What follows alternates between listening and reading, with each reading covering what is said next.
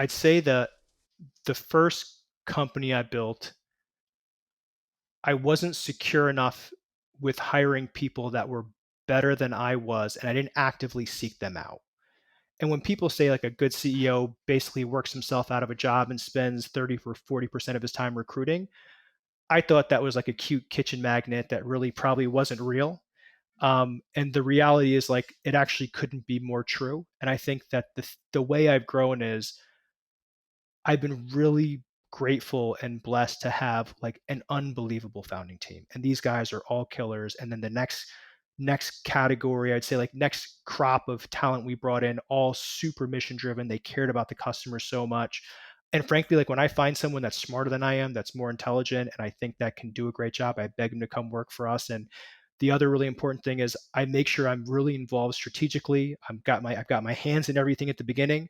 And the moment I realize they're good, I pull back and say, go ahead, do it. And let's make sure that we have a conversation. And I'm deeply operational with the next problem we're solving. And that's kind of like, I'd say that my work style is I want to make sure I understand the business. I can do it myself. I'm going to find someone better than I am, staff it up, and then move away and make sure you keep an eye on it.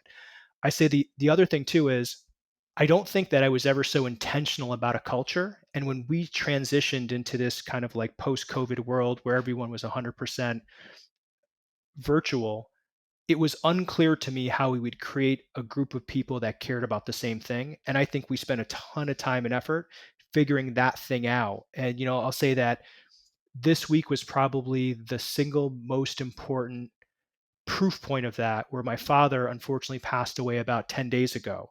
And so it was the first time I actually just stepped out of the business. I said, look, I got to handle my family stuff. I want to honor my father the right way. I want to make sure my mother is happy. My brother sees a good example. And I said, guys, you just got to take care of the shop.